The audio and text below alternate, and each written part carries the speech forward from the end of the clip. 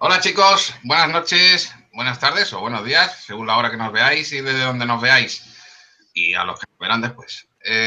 Soy Sergio Ruiz, el universo por descubrir.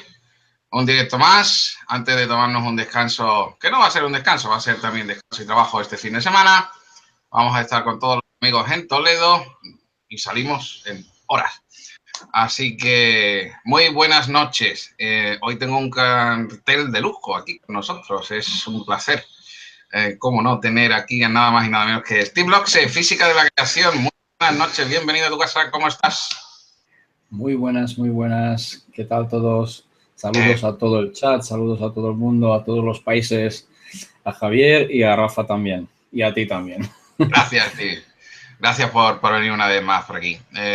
Javier Pérez Nieto, buenas noches. Muchas gracias por haber venido. Bueno, hombre, gracias a ti. Un saludo para ti, Sergio.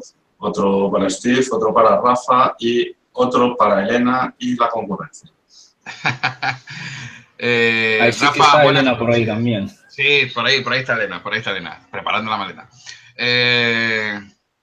Rafa Fernández, buenas noches. Buenas noches, campeón. Estoy aquí medio ausente, pero estoy escuchando. Tengo un poco de follón, pero bueno, no os preocupéis porque voy a estar atento a lo que vais a ir hablando. Buenas noches a todos, Steve y Javier y los amigos que están viéndonos en este momento. Buenas noches. Gracias a todos los que estáis ahí de moderadores y a los que nos estáis viendo. Compartir si podéis el directo, que no se ha compartido mucho. Si podéis y me hacéis un favorcito, pues muchísimo mejor. Fobias. Fobias que tanto nos afectan a todos, ¿no? Miedo muy intenso hacia algo que en realidad constituye una amenaza mínima o nula, incluso que puede llegar a un ataque de pánico o sufrimiento extremo. Suele ser incontrolable, afecta notablemente a la calidad de vida y a la persona que le padece evita los objetos o situaciones de su fobia. Un tema bastante peliagudo y que creo que nos suele pasar a todos. Pero primeras reacciones, primera pregunta que os hago a todos, Steve, Javier y Rafa, en este orden. Para ti, Steve, las fobias. Supongo que estudiando todo lo que estás estudiando, te habrás encontrado o te vas a encontrar con muchísima gente que sufren, podríamos llamar enfermedad, y ¿qué sufren realmente? ¿Estos ataques de pánico, como dicen muchos psicólogos? Pues sí, muy bien. Justamente tengo aquí preparado, mira, mi tocho de psicopatología y sí, veréis, si podríamos llamarlo enfermedad, pues cuando una cosa, digamos, un fenómeno interfiere en la vida normal de la persona, que ya tienes dificultades para llevar una vida normal, me refiero, ¿qué significa normal, no? Interfiere en tu trabajo, que no puedes hacer tu trabajo bien, interfiere en tus relaciones interpersonales, en familia, por ejemplo, y también con otras personas, entonces ya se considera como un trastorno. Entonces ya hay que tomar medidas, pues se pueden hacer 1000 terapias, ¿no? Pero claramente que ciertas terapias o ciertos trastornos los tocan más los psiquiatras, digamos así, y entonces llegamos a la medicación. Yo no estoy a favor de la medicación, yo estoy a favor de prácticas, de técnicas, de afrontamiento. Entonces, ¿por qué? Porque creo que la persona es capaz de afrontarlo, es capaz de cambiar su postura y cambiar su definición de su propia fobia, digamos, o de la fuente de su fobia, digamos. Has dado muy buena definición. Yo tengo aquí otra, que es del manual. No sé si decirlo ahora o dar paso a los demás y luego seguir sí, con eso. Luego la dices cuando te toques poner, ¿vale? Javier, ¿las fobias se pueden considerar enfermedad o crees que no? Luego os preguntaré otras preguntitas, ¿vale? Pero esta es la primera. ¿Qué te parece? Esa es la pregunta del millón. Entre psicólogos y psiquiatras no se ponen de acuerdo. Y luego tenemos que meter el tercero en discordia, que es pues aquellos que han oído campanas y no saben dónde, ¿no? Porque, claro, del mismo modo que no hace falta ser cocinero para freír un huevo, pues hay gente que habla de psicología sin tener conocimiento. No es que sea inválido, pero no siempre de la manera más acertada. Y he dicho psicología y quizás debería decir otras cosas. Yo veo las fobias como esos... Es un temor, pero es irracional. Requiere de un disparador, como va a ser aracnofobia, ¿no? Pues, la araña, y no tiene por qué estar vinculado a un hecho traumático con el disparador. O sea, me refiero, una persona puede tener fobia a las arañas sin haber visto una araña en su vida. A tal respecto, cabe decir que 1 de cada 23 personas, y dentro de un cuadro neurótico, o sea, las fobias vendrían a ser un síndrome, ¿no? Porque forman parte de un cuadro sintomático conjunto de la enfermedad, o sea, tienen fobia con una incidencia del doble, o sea, del 200% en mujeres frente a hombres. O sea, o sea, las mujeres son 2 veces más propensas a tener fobias, o si las tienen en mayor número que los hombres. Puede ser porque piensen más, ¿no? No, o porque piensen menos, no lo sé. O sea, el caso es que se da y no sabemos. Se da, ¿no? Se dan en las mujeres más fobias que en los hombres. Curioso, curioso. Rafa, ¿qué opinas sobre esto? Rafa. Aquí estoy, sí, perdón. Bueno, las fobias, yo lo que puedo decir es que con las fobias se pasa muy mal. Yo de psicología, psiquiatría no tengo ni idea, ¿vale? Yo en todo caso me gustaría, conforme vayamos avanzando, hacer un par de preguntas en relación a las fobias. Yo sinceramente no tengo, que yo sepa, ninguna. Hay gente que tiene fobia pues a la aracnofobia, en fin, a todos los bichitos desagradables para mucha gente. Yo no tengo ningún tipo de fobia, de momento, de momento. Eso está bien, que no tengas, de momento. Yo tengo que decir, a ver si me podéis explicar, y ahora os voy a preguntar, otra pregunta relacionada con lo que voy a decir, es lo siguiente. Yo tengo fobia selectiva. Y podéis decir, ¿esto qué es? Yo, por ejemplo, cuando alguien se pone al borde de un precipicio, al borde de un barranco, yo tengo una absoluta fobia a la altura. Pero fobia total. Es más, lo paso muy mal. Pero luego, en cambio, me puedo colgar de un arnés a no sé cuántos metros, o me puedo dar una vueltecita en un puente colgante a 200 metros de altitud, que es más, me divierto. Pero no puedo ver a nadie acercarse a ese lugar. Con esto es una curiosidad que a mí me pasa con esta fobia, no sé por qué, pero... O incluso viajar en avión, lo adoro, ¿no? Lo adoro, que es mi pasión, ¿no? No tengo ninguna fobia, ¿no? Pero la altura de otra persona, pues tengo a lo mejor ese temor que se vaya a caer, creo yo que a lo mejor es eso. Os hago una pregunta, aparte de esta anécdota que quería contaros sobre mi fobia, ¿no? Como dice Elena, vértigo selectivo. es curioso. Pero quiero haceros una pregunta. ¿Creéis que estas fobias, y después hablaremos de ellas, se curan con terapia de choque?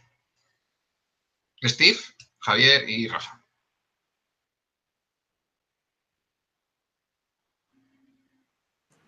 Bueno, yo diría que dependiendo de la persona. Es decir, sí y no. ¿Por qué? Porque mi teoría es que la misma persona que hace la terapia, no el terapeuta, digamos el afectado, debe aprender un cierto grado de control emocional o inteligencia emocional. Y entonces, en esa terapia, aplicar no solamente pues, la terapia de choque, sino otras cosas. Es la redefinición que es necesario que la persona haga. Entonces, muchas veces la terapia de choque puede funcionar o no. ¿Sí? Depende del afectado, ¿sí? El que lo sufre. Esto es muy relativo. Pero permíteme una cosa. Ya que has dicho que es un debate, me gustaría decir algo. Discrepo un poquito de Javier. Javier dijo una cosa que la fobia no necesariamente necesita tener una razón. Quiero matizar un poquito. Cuando tú has dicho que es un miedo irracional, esto ya es la ansiedad. O sea, que la ansiedad es un miedo irracional. Y esto también es irracional. Pero hay que saber un poquito cuáles son la comorbilidad entre los dos y cuál es, por ejemplo, el diagnóstico diferencial. Entonces, justamente, miedo irracional tienen las dos cosas. Esto es la comorbilidad. Pero hay un aspecto que, si queréis, os digo, fijaos aquí. Bueno, dice, la palabra fobia deriva del término griego phobos, miedo o pavor, y se utiliza para denotar reacciones de miedo intenso acompañado de evitación inducidas por situaciones reales o anticipadas que objetivamente no justifican tales respuestas. La característica central de los trastornos fóbicos es que el miedo y la evitación estén asociados a estímulos más o menos específicos, objetos, personas, sensaciones, actividades, situaciones. Es decir, que tiene que estar asociado a estímulos específicos, más o menos específicos. La ansiedad, por ejemplo, si decimos tal cual que es un miedo irracional, no tiene nada específico. Allí es donde quiero llegar. La fobia sí tiene que tener algo específico, porque si no tiene nada específico podemos temer a qué pasará mañana. ¿Sí? Miedo a cómo voy a sobrevivir la situación, por ejemplo. No tener trabajo, perder el trabajo, ya es una ansiedad. Pero aparece en la fobia, cuando estamos hablando de un ataque de pánico, aparece la ansiedad primero y luego se agrava y entras en un ataque de pánico. Entonces, ansiedad, es decir, la fobia contiene, digamos, entre comillas, conlleva ansiedad, necesariamente. Entonces, hay grados, diferentes grados para poder diferenciar entre una y otra. Hay ansiedad generalizada, ansiedad crónica, por ejemplo, que es grave, pero aún no es fobia. Por eso, aquí yo tengo, pues, bueno, tengo un montón de páginas marcadas, pero no podré hacerlo, pero sí me gustaría daros un poco más adelante, después de hacer una clasificación, me gustaría hablar de una fobia concretamente, que a lo mejor no vais a hablar vosotros, y daros los criterios de diagnóstico, para que veáis, tener una idea, porque aquí tengo varios, por ejemplo, tengo criterios para diagnóstico de la fobia específica, por ejemplo, pero ¿cuál de las específicas? Porque aquí tengo una lista de montones.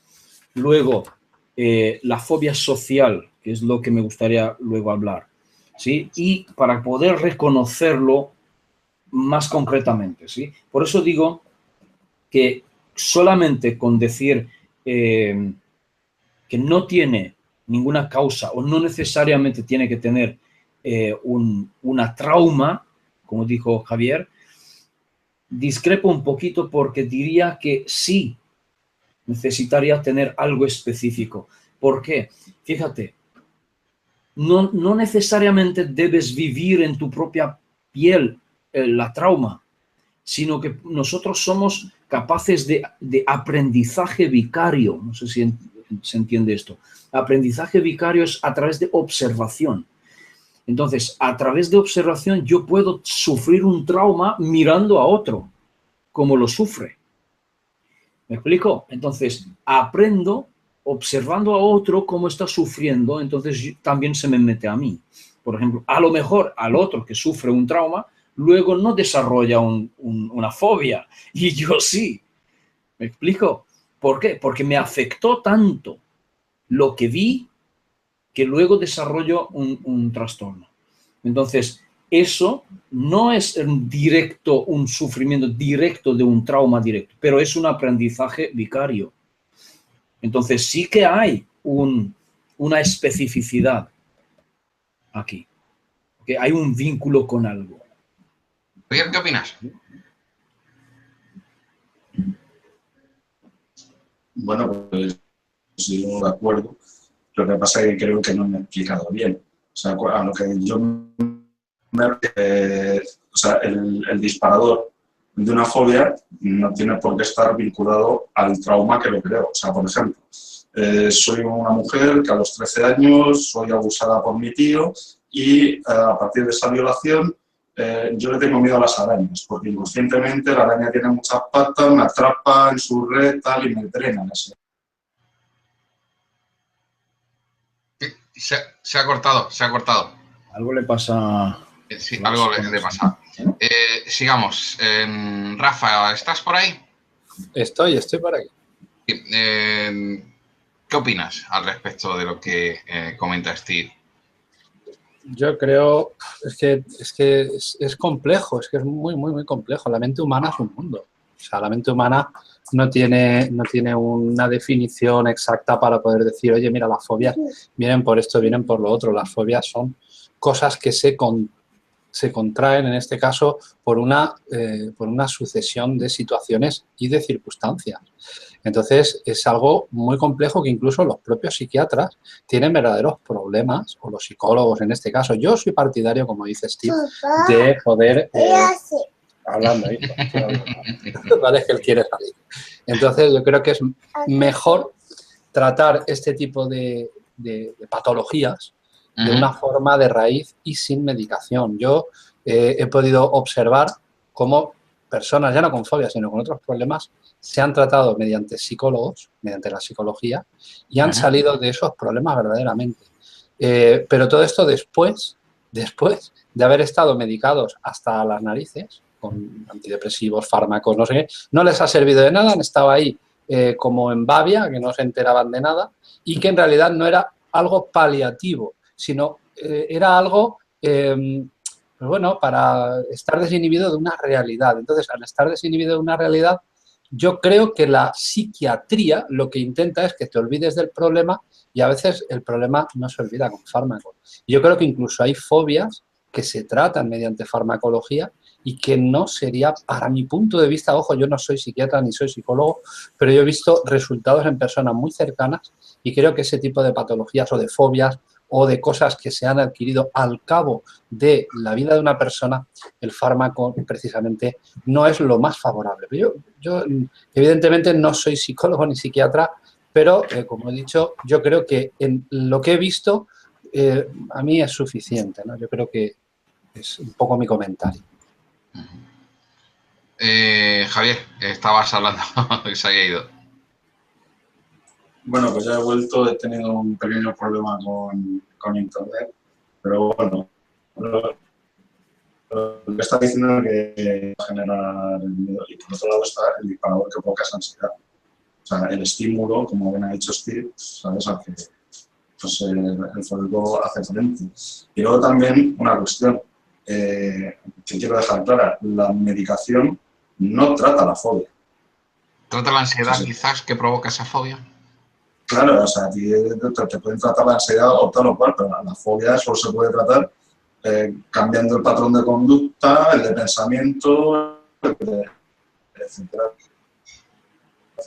El trastorno ansioso que tienes, el ataque de pánico, lo que sea, pero no sirve para nada más. ¿Estás de acuerdo, Steve, con el tema del tratamiento? Porque creo que efectivamente ha dado la tecla, Javier, porque personas que sufren fobia ayudan, ¿no?, a tranquilizarse, pero vamos no al choque de esa fobia, ¿no? Sí, vamos a ver.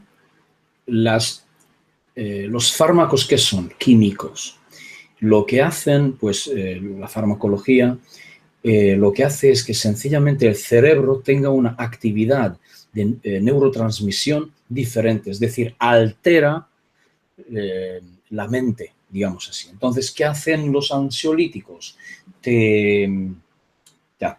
¿Cómo decir? mira que no tengo las palabras, distorsionan tu percepción de la realidad, exactamente. Entonces, para que estés tranquilo, que no haya nada que te vaya a causar esa ansiedad. Los mismos trastornos de depresión hacen lo mismo, es que no curan la depresión, simplemente te mantienen en un estado de ánimo muy apagado, ¿sí? Como si estuvieras drogado, realmente, drogado. Entonces, realmente los químicos muchas veces pueden curar otras enfermedades, digamos, que tenga que ver con algún órgano interno, por ejemplo, pero la psique no lo van a curar. Entonces, ¿qué hay que hacer por mí?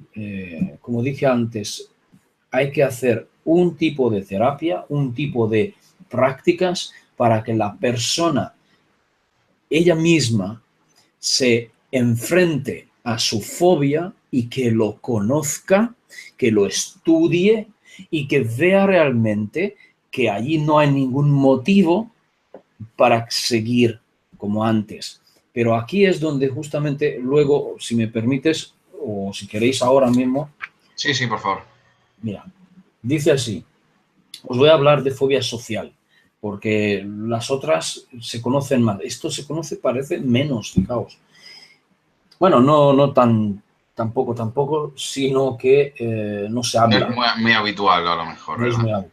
Mira, criterios para el diagnóstico de la fobia social. Hay varios puntos, pero los más importantes os lo voy a decir. Miedo elevado y persistente a una o más situaciones sociales o actuaciones en público en las que la persona se ve expuesta a personas que no pertenecen al ámbito familiar, por ejemplo, o a la posible evaluación por los demás. La persona tiene miedo a actuar de un modo o mostrar síntomas de ansiedad, fijaos, que sea humillante o embarazoso. En los niños, por ejemplo, es necesario haber demostrado que sus capacidades para relacionarse socialmente con los familiares son normales y han existido siempre, y que la ansiedad social debe ocurrir en los contextos con iguales y no solo en las interacciones con los adultos. ¿Veis? Es que tiene que cumplir cierta circunstancia. Otro punto, la exposición a la situación social temida provoca casi invariablemente una respuesta inmediata de ansiedad que puede tomar la forma de un ataque de pánico situacional o predispuesto situacionalmente. En los niños, la ansiedad puede expresarse en lloros, berrinches, inhibición o retraimiento en situaciones sociales con personas fuera del ámbito familiar. La persona, esto es muy importante, atención, la persona reconoce que el miedo es excesivo, no es inconsciente. Es consciente de que su problema es grave, ¿no? Sí. Dice, es excesivo o irracional. En los niños esta característica puede estar ausente. En los niños puede que no lo reconocen, pero los mayores sí. Entonces, las situaciones sociales o las actuaciones en público temidas se evitan o bien se experimentan con ansiedad o malestar intensos. La evitación, la anticipación ansiosa o el malestar asociado a la situación social o actuación en público temidas interfiere significativamente en la rutina normal de la persona, en el funcionamiento laboral, académico o en las actividades o relaciones sociales, o bien producen un malestar clínicamente significativo. En menores de 18 años, la duración de los síntomas es de al menos 6 meses. Si no, no se diagnostica como fobia. Tiene que cumplir 6 meses. Entonces, hay más, pero ahora... ¿Por qué tiene que cumplir 6 meses para que se diagnostique realmente así? Sí, porque si no, entonces puede ser algo pasadero. Pasajero, sí. Sí, entonces, si no se cumplen 6 meses, entonces puede desaparecer por sí solo.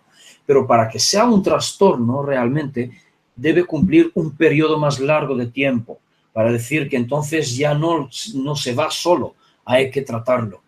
¿Sí? Entonces, esto es solamente lo que digo fobia social. Otras fobias que tengo aquí también, fobia específica. Fijaos que hay aquí varias personas, varios científicos que han estudiado los temas, por ejemplo, Torgersen o Arrindell y colegas, y también tengo una lista por la American Psychiatric Association, Asociación Psiquiátrica de Estados Unidos. Dice así: situación prototípica, estar solo fuera de casa, viajar, espacios abiertos, mucha gente, lugares públicos, supermercados, iglesias, tal. Esto lo llaman fobias de separación. El otro lo llama miedos agorafóbicos o agorafobia por la APA. Otra situación, insectos, reptiles, ratas, ratones, perros, ranas, peces, pájaros, etc. No hemos dicho, bueno, insectos en general. Fobias a los animales, según Torgersen, miedo a los animales, según Arrindell, y según la APA, fobia específica tipo animal. Otro, operaciones quirúrgicas, sangre, enfermedad, hospitales, heridas, inyecciones, fobias de mutilación, por ejemplo, por Torgersen. Fobias relacionadas con la muerte, heridas, enfermedades, sangre y procedimientos quirúrgicos. La APA dice que es fobia específica, tipo sangre, inyección, daño. Otro, ser observado, comer con extraños, interacción social, evaluación social. Esta es la fobia social, por ejemplo.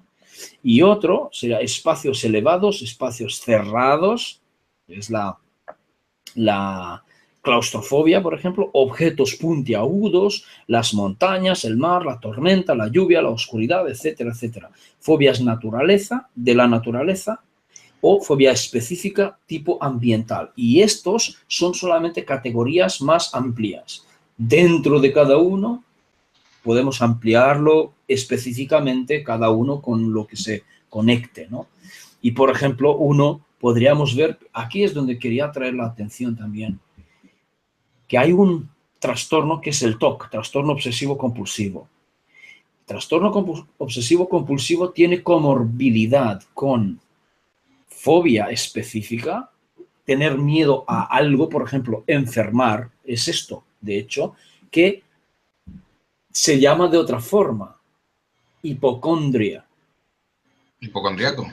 Exactamente, es Sí, tener miedo a enfermar. ¿Creéis que eso es una fobia en Javier, por ejemplo? Bueno, a ver, sí, se le llama hipocondria, pero también se llama apatofobia, que es el miedo a la enfermedad, y eso está documentado y está estudiado al máximo. Igual que también a todo lo que tenga que ver con tanatofobia o con objetos punzantes, como puedan ser jeringuillas, como puedan ser bisturíes, como puedan ser...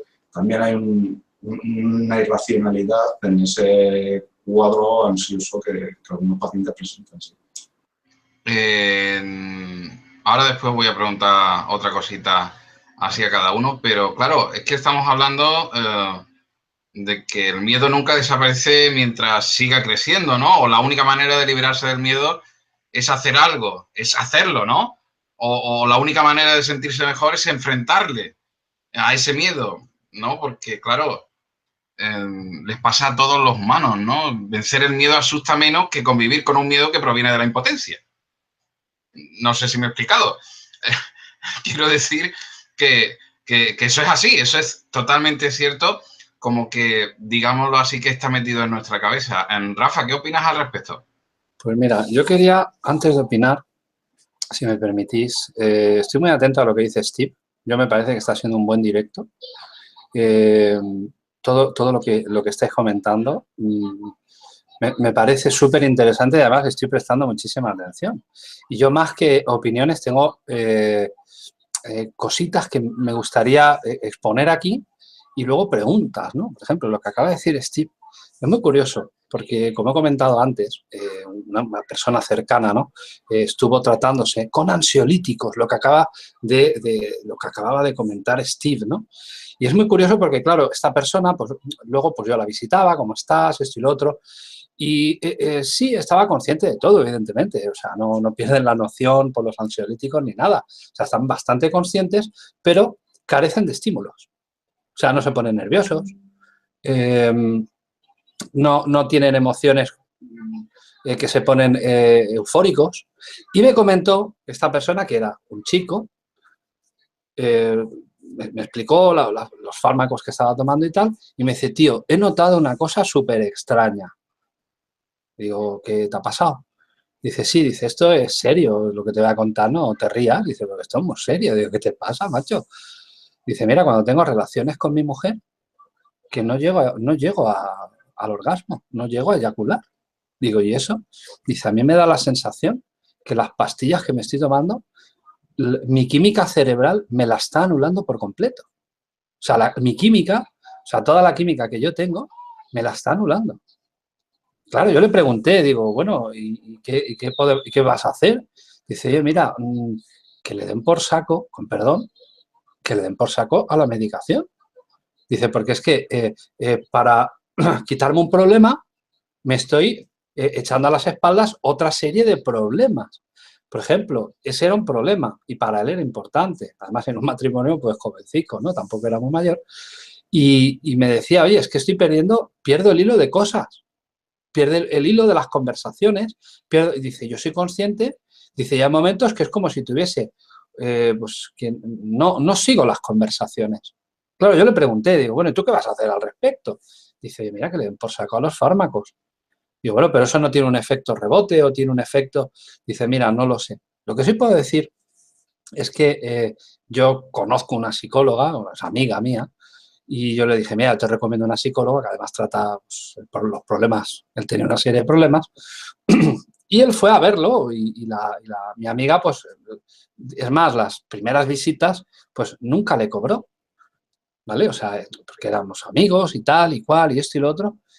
Y claro, le contó toda esta serie de cosas. Y luego lo que él me informa, que dice que los fármacos, la farmacología, lo que hace es anularte todo tipo de estímulo, sea sexual, sea un tipo de estímulo, ¿cómo te diría yo? Es decir, todos los estímulos que una persona te hace estar triste, alegre, contento, eufórico, ansioso, te lo anula. Entonces te quedas como en un estado de encefalograma plano, entre comillas, ¿no? Te quedas ahí como bueno. Y él me decía, oye, es que llevo ya, esto es lo que más me llamó la atención. Dice, llevo un mes y sigo igual. O sea, los fármacos han hecho mella en mi cuerpo, porque por lo que me dijo esta amiga psicóloga, dice, no es que los fármacos no empiezan a hacer efecto hasta los 15 días. Digo, no me digas, o sea, se los va tomando y no hace efecto. Dice, no, es por una serie de acumulación dentro de la química cerebral y dentro de la química que desprende el cuerpo, porque somos química completamente, ¿no? Entonces aquello a mí me contrajo y me asustó y dije, hostia, digo, entonces yo si tengo algún tipo de problema, yo no voy a un psiquiatra, porque es que el psiquiatra me vuelve tonto. Es decir, son, como decía mi amiga, son fármacos que son muy precisos con la química que quieren tocar. Es decir, si tú tienes una fobia, hablando de fobias, y estás con un estado depresivo y esa fobia te aflora de una manera brutal, saben darte un fármaco específico que te va a anular eso, no el resto, pero eso. Y eso por acumulación de fármacos y fármacos y fármacos, y luego espérate, es que además le añaden, a todo eso le añaden un tranquilizante para dormir. Es decir, que llega la noche y tú ya estás con ganas de tu tranquilizante, como el que está con ganas de su droga, ¿no? Entonces, claro, luego todo esto te lo pones a pensar, como acaba de explicarnos Steve, ¿no? Y dices, oye, hay que tener mucho cuidado con esto. Esto no es una broma. O sea, lo que hay que hacer es lo que estáis hablando, tratar el problema de raíz. Porque si yo, para solucionar una cosa, me acarreo 10 problemas para una solución, oye, maldita la gracia, ¿no? No sé, Steve, no sé tú esto, no sé si se te ha dado el caso, cómo lo ves, ¿es correcto lo que te estoy comentando? Sí, absolutamente. me gustaría daros una idea más. Fijaos que si conocemos un poquito también de psicobiología, entonces sabremos cuáles son los centros de procesamiento, digamos así, de las fobias, del miedo. Justamente es la amígdala, ¿sí? Junto con otros núcleos cerebrales, pero principalmente es la amígdala. Son dos zonas que también tienen sus propios núcleos diferentes. En la base del cerebro, no sé cómo mostraros, no tengo... Sí, aquí. No, esas no, estas no. Ya, pero de hecho, es que me lo han puesto. Sí, por favor. Sí, no, solamente decir que, claro, estos también se llaman así, pero no Vale. esta, sino que más o menos a la altura de los ojos, ¿Sí? por aquí, pero dentro, ¿sí? Dentro, debajo, digamos, en la base, porque sabéis que el cerebro pues tiene así un poquito una forma de riñón más o menos, ¿no? Aproximadamente. Pues en la parte delantera, ¿sí? Debajo, porque los ojos pasan ya casi por debajo. Los nervios nasales, ¿sí? Justamente van por debajo ya, ¿sí? Entonces, los lóbulos olfativos, justamente, están ya justo debajo del quiasma óptico, digamos así, más o menos. Entonces, estos también están en esta zona, en ambos hemisferios. Entonces, estos centros procesan el miedo y veréis que ahora solamente tengo un libro en PDF que no he comprado así en papel de la universidad porque no había. Entonces tuve que adquirirlo en PDF y no lo tengo abierto.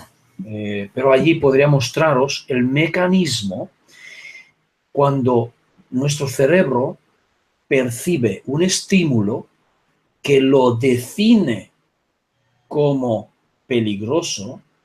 Este estímulo está procesado por el cerebro, por varios núcleos, y se llega a la conclusión de huida, por ejemplo, una resolución, porque eso me provoca una emoción, que la emoción es de miedo.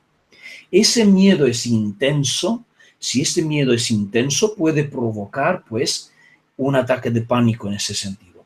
Entonces, otros centros evalúan también el entorno, ¿sí? Me refiero a la situación, y ponen en marcha un mecanismo de huida, un mecanismo de evitación, como acabo de leerlo antes también, para evitar ese peligro. Entonces, realmente los fármacos, ¿qué hacen? Actúan a nivel cerebral, ¿vale? Para inhibir ciertos neurotransmisores o inhibir la actividad de receptores de estos neurotransmisores que hacen que la persona no actúe de esa manera, ¿sí? No actúe en tipo de pánico, sencillamente se queda en calma. Entonces, eso no está curado, está inhibido, pero no está curado. Hay diferencia entre una y la otra, ¿vale? Esto quería explicar. Entonces es muy difícil la curación realmente de una fobia tal como lo estamos entendiendo, ¿no? Es así, creo que es difícil, ¿no? Perdóname, yo no lo considero difícil. Es difícil como lo vemos a la primera vista, porque es complejo, sí, pero yo no lo veo difícil. Pero simplemente entonces esas causas... hay que saber qué hay que hacer con la persona. Terapia de inmersión. Por ejemplo, sí, afrontamiento directo y redefinición. Esto es mi técnica, digamos. Redefinir la realidad que tú encuentras y redefinir tu relación con esa realidad. ¿Sí? ¿Cómo te lo tomas? ¿Ok? Entonces, según cómo hagas la terapia, según qué tipo de fobia es, hay que encontrar el diseño, es decir, hay que diseñar realmente. Si no existe una terapia concreta para una fobia específica, hay que diseñarlo. Entonces, diseñas una terapia y aplicas con la persona y vas haciendo un seguimiento del desarrollo de esta persona. Entonces por eso hay que estudiar tanto, para saber qué es lo que tengo que modificar, qué es lo que tengo que añadir, qué es lo que tengo que quitar, para saber cómo voy a conducir a esta persona a la curación, hacia la sanación. Javier, te voy a preguntar yo a ti lo siguiente. ¿Crees que una persona que tenga una fobia y que a lo mejor no quiera expresarla para su curación, es decir, no quiere ponerla encima de la mesa, puede afectarle a su vida personal para con los demás? De hecho, la fobia por definición es incapacitante en tanto te afecta a la vida diaria. O sea, yo, por ejemplo, he tenido familiares fóbicos, por ejemplo, con agobio, no podían montar en el metro o no podían salir en una plaza pública. Entonces, pues bueno, claro que sí. Lo que pasa es que en un mundo Se ha quedado... Vivimos en un mundo en el que la ingeniería social y sus aparatos de propaganda han transmitido un mensaje un tanto perjudicial y nocivo para el individuo, como es que yo soy así. Es correcto, es muy importante lo que acabas de decir. Es que yo soy así, ¿qué se le va a hacer? Punto. Claro, pues no. No se te escucha, Javier, no se te escucha. Probablemente no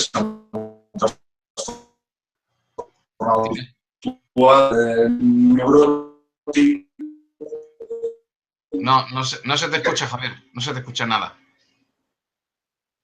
No se te escucha nada. Intenta darle al F5. No se le escucha.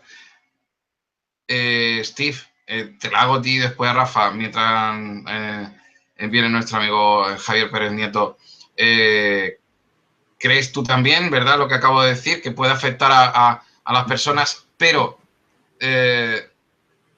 hago una pequeña pregunta más junto a la que te acabo de hacer. ¿Crees, por ejemplo, que las personas públicas, muy importante esto, muy importante, crees que deberían de pasar ciertos filtros psicológicos para determinar ciertas fobias para desempeñar sus cargos? A ver, claro que afecta. De hecho, está incluido en los criterios de diagnóstico. Es decir, si no interfiere en su vida social, en su vida personal, en su vida familiar, entonces no se diagnostica como trastorno, porque no es tan grave. ¿Sí?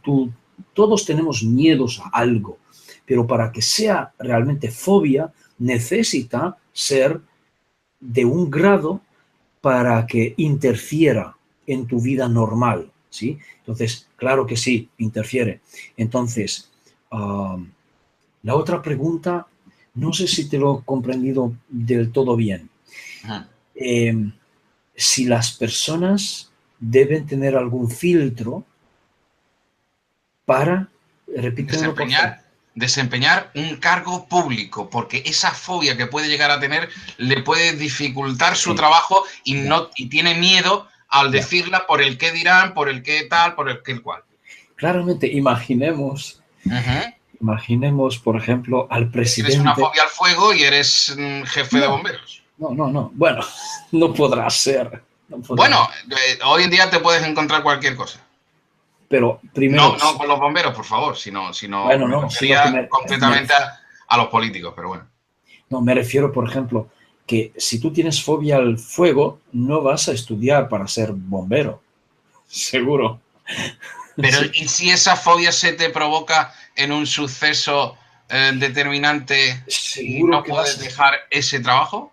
Casi seguro que lo vas a dejar, porque entonces se te va a prescribir, porque interfiere en tu trabajo y no podrás seguir a hacer el trabajo hasta que no vayas a sanarte. Bueno, pues tal cual acabas de definir este gran ejemplo, lo traslado a los políticos.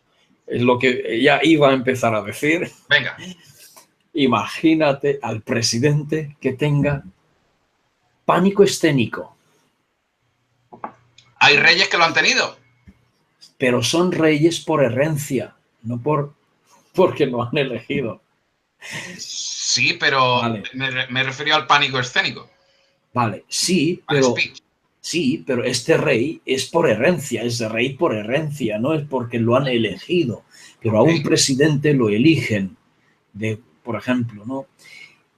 Y si este presidente tiene que salir, pues Sí, tiene que hacer algo con ¿y esa si fobia. tienes alodosafobia? ¿Perdón? ¿Qué es alodosafobia? Miedo a las opiniones. Con Que tal se te expresión puede no, provocar, pero esto es social, ya. claro, se te puede provocar en un momento dado de tanta presión que recibes. Por ejemplo. Pero esto es el problema, que a lo mejor tú entras en una situación donde no podrás controlarlo, ¿sí? Porque antes a lo mejor no has tenido esa fobia, no lo has tenido y no ha habido ningún problema para salir en público, para hablar en público, por ejemplo. Pero de repente surge, luego has creado, a lo mejor no has podido controlar una situación y pues sale una polémica de tu conducta, te has quedado mudo, ¿no? Te has congelado y no has podido conversar, no has podido contestar a lo mejor a las preguntas y te has quedado ahí en el pupitre, ¿no? Mudo, ¿sí? Entonces, claro, surge un problema. Luego esto se detecta, luego se ve que si se repite, pues hay un problema psicológico. Claro, ¿cómo vas a seguir con el cargo? Puede que puedes seguir con el cargo, digamos así, sin salir al público, sino que enviar simplemente pues al portavoz. Puedes enviar al portavoz, porque todos tienen portavoz.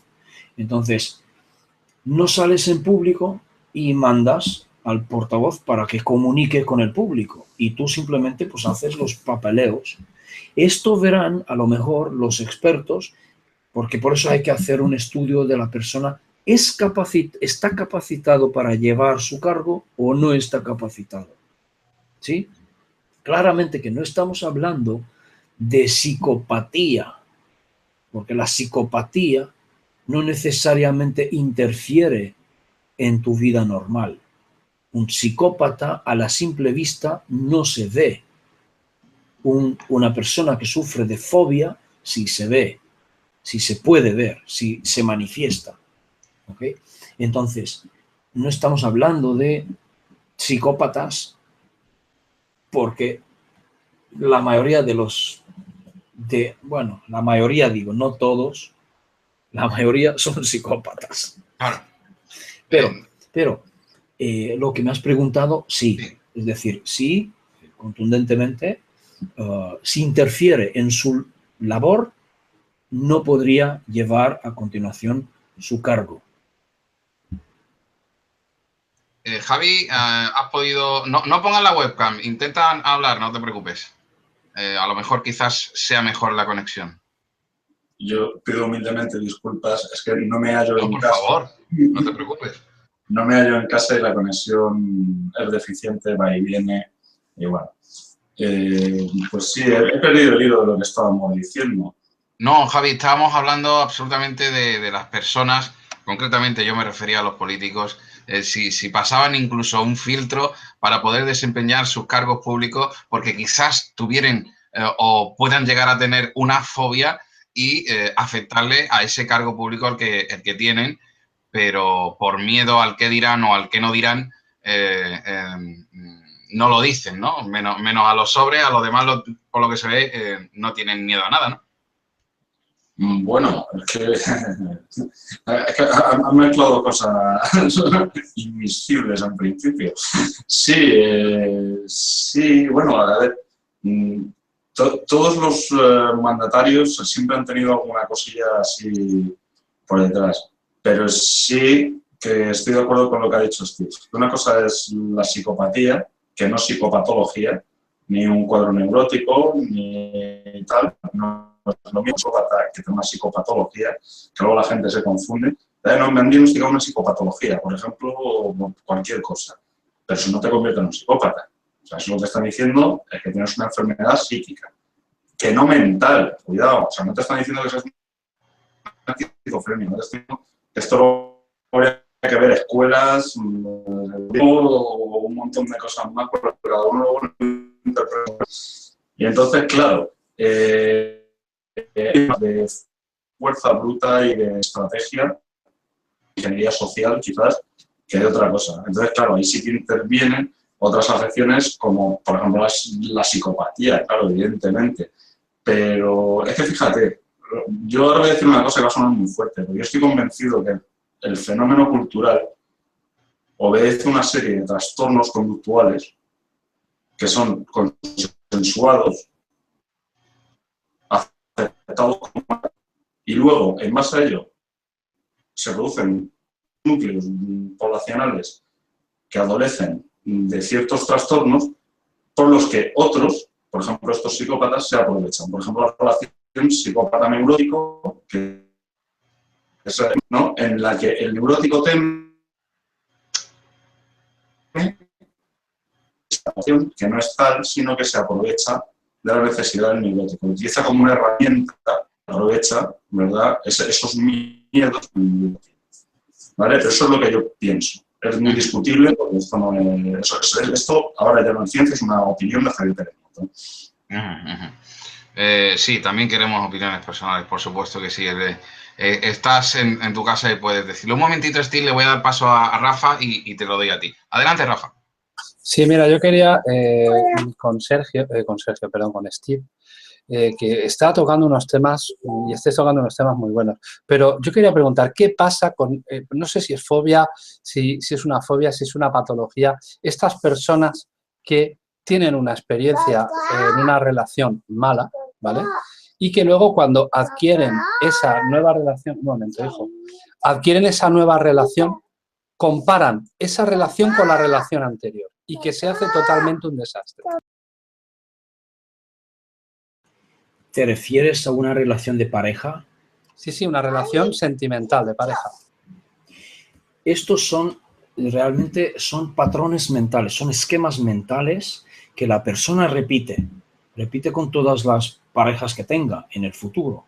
Entonces, hay que aprender a descubrir estos patrones que se basan en creencias, y estas creencias hay que cambiarlas. Si tú quieres cambiar una relación o mejorar tu relación con tu pareja, hay que descubrir tus creencias negativas, y no solamente de una parte, sino también de parte de la pareja. Es decir, que esto es un tema de ambos lados, no solamente de una sola persona. Es decir, si hay que cambiar, tienen que cambiar los dos, en cierto modo o en cierto grado. Puede que no de la misma forma, ¿sí? Entonces, esto es un tema bastante interesante que merece la pena una sesión completa, ¿sí? Ese tema solo. Para poder, pero me hubiera gustado, mira, fijaos qué pone aquí. ¿Veis? ¿Sí? Ok. Pues aquí está la psicopatía, lo que hablábamos antes. Fijaos una cosa, ¿qué pasaría si un político tuviera xenofobia, homofobia? ¿Qué pasaría entonces? ¿Crees que no lo tienen? Sí, no lo muestran, pero sí. Lo que pasa que entonces eso influye en las decisiones que un político toma. Si tiene el poder, digamos, fijaos, porque ya hemos entrado en política. Si un político ha sido elegido por el pueblo, por votación, entonces realmente el político adquiere un poder administrativo, ¿verdad?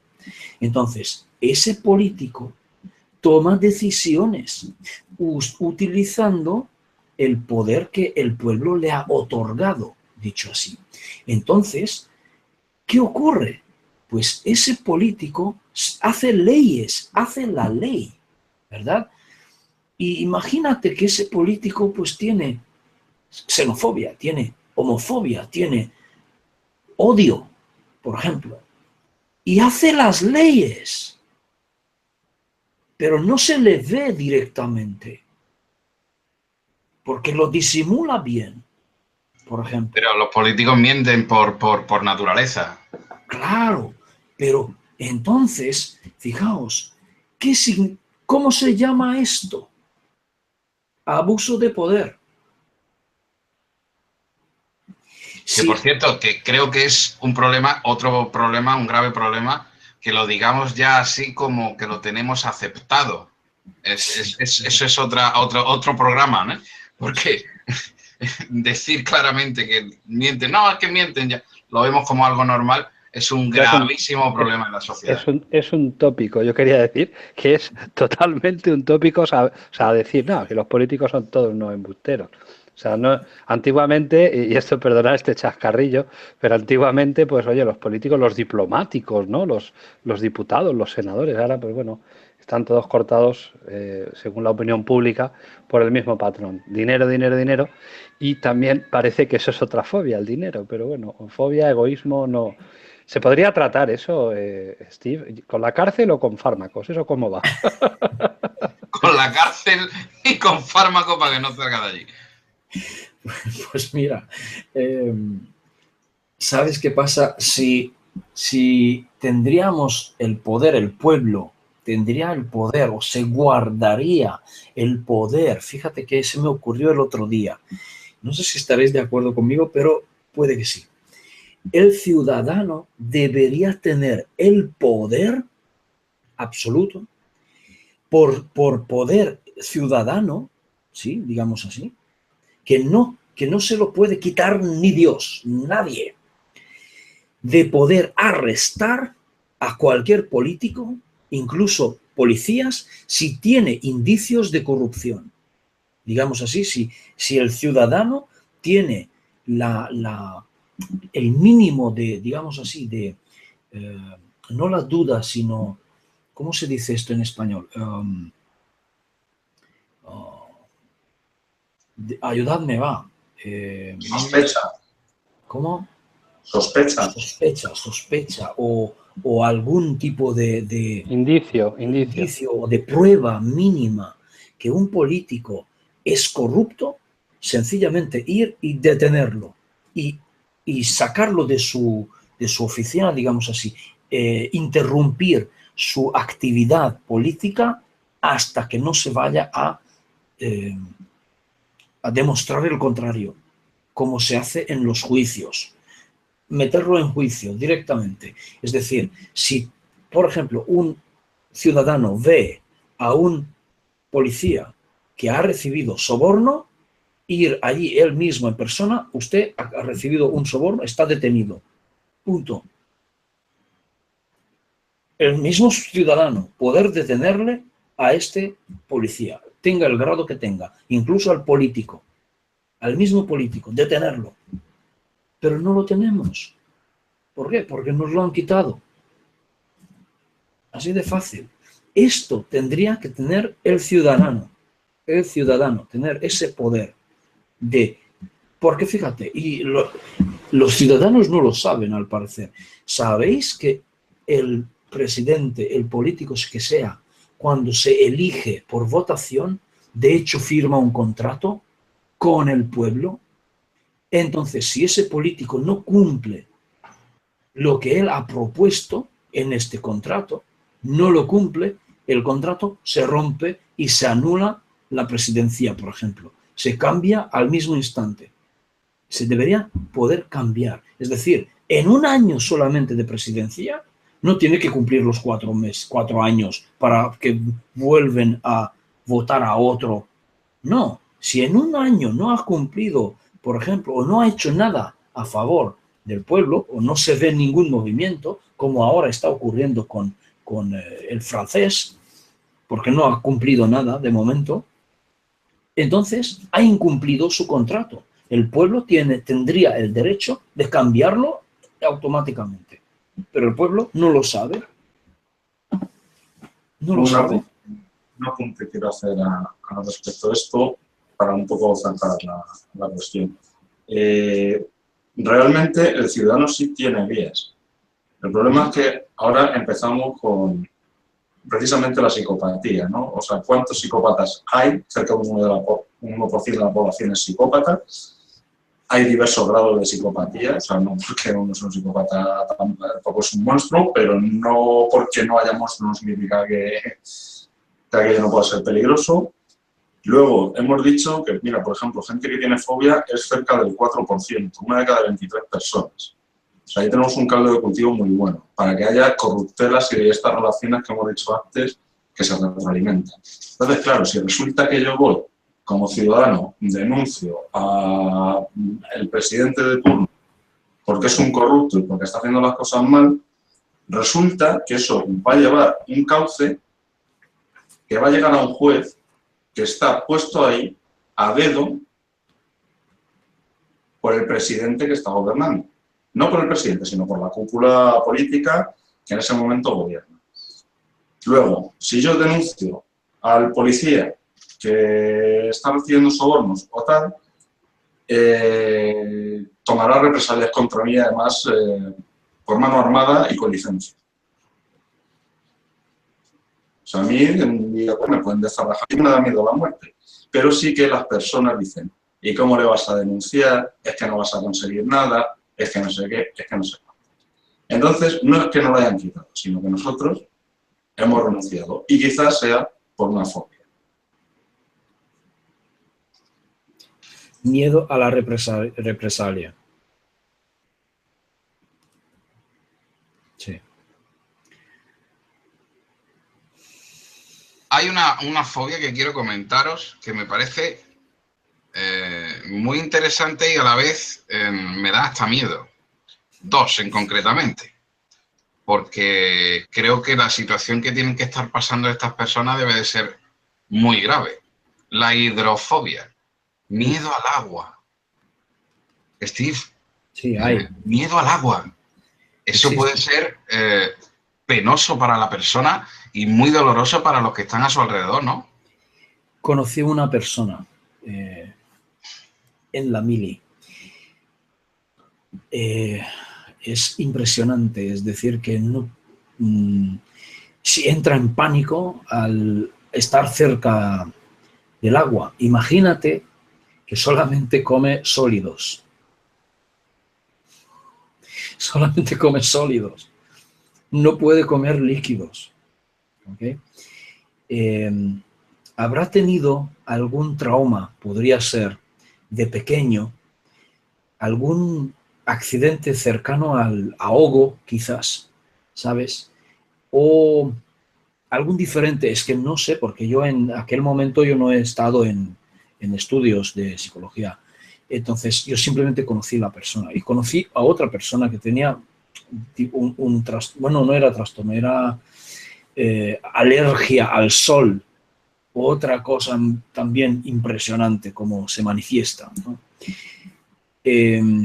Pues imagínate que esa persona tiene la vida realmente difícil, porque imagínate cómo se limpia, cómo se baña esa persona.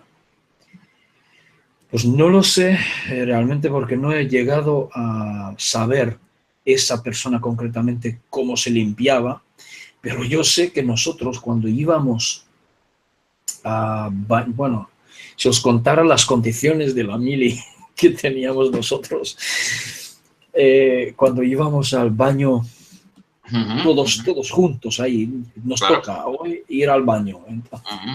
¿Sí? Y todos los soldados juntos allí al baño, ¿no?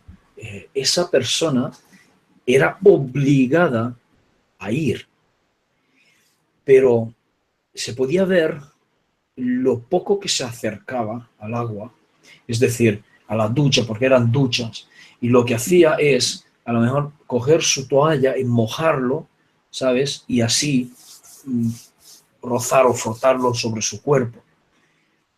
Pero me imagino lo que se tenía que pasar psicológicamente, el miedo o el malestar y la ansiedad que tenía que sufrir aquella persona en estas circunstancias que estaba obligado, porque estaba en la mili, estaba obligado y además no podía saltar.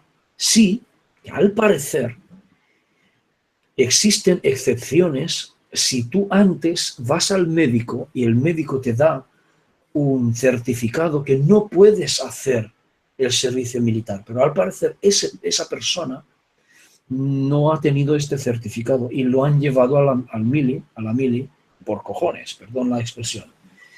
Porque sí existen trastornos que tú pues vas al psiquiatra o al psicólogo y allí te recibes un certificado. Tú no puedes hacer servicio militar por problemas psicológicos, por ejemplo, porque puedes presentar un peligro si a ti te llegan a dar un arma en tus manos. O no sé si esa persona tenía algo que ver con eso, o ha ido o no ha ido al psiquiatra.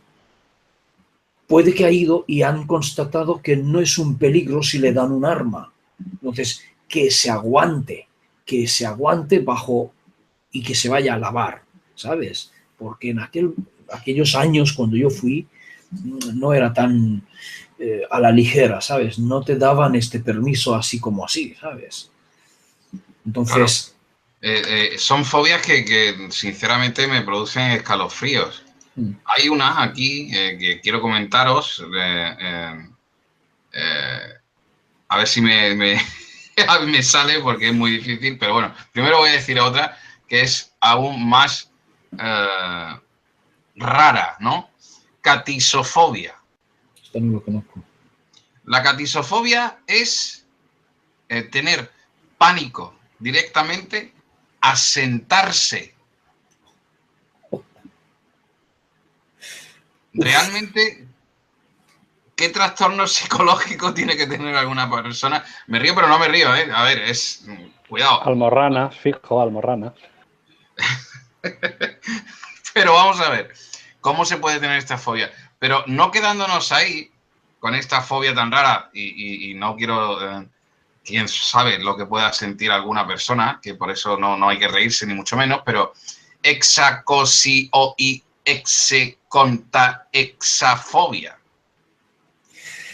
Eso no lo es voy a miedo, decir 2 veces, ¿vale? Es miedo al 666. Correcto, Javier. ¿Qué nos puedes decir sobre eso?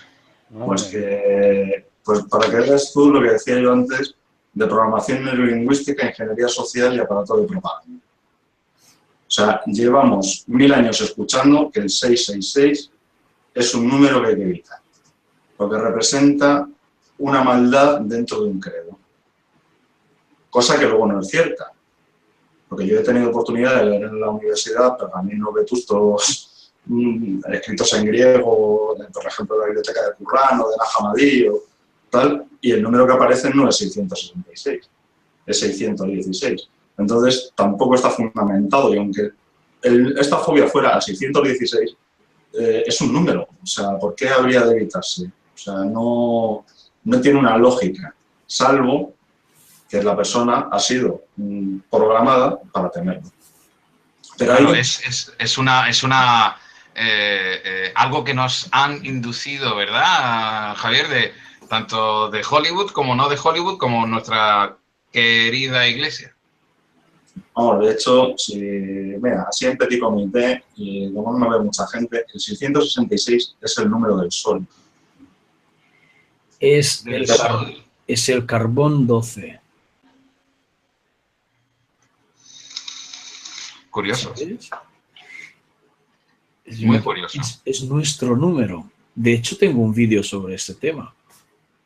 ¿Cómo? Es nuestro número. Es el carbón 12.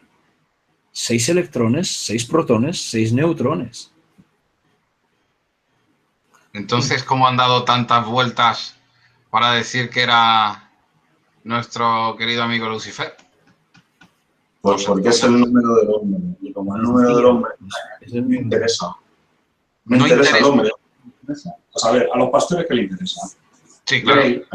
Pues ya está. Curioso que todo, incluso la manipulación, puede llegar a las fobias psicológicas. Os digo otro. Venga. Es actual, muy actual. Islamofobia. ¿Miedo al Islam? está empezando a expandirse en masa. Ya sabemos lo que ocurrió. Sí. Y lo que ha ocurrido durante mucho tiempo, sí. Yo, a mí me gustaría... Adelante, Perdón. Javier. Adelante, por favor. Me gustaría, a ver si Steve me puede aclarar una cosa, porque yo ando a vueltas con ello.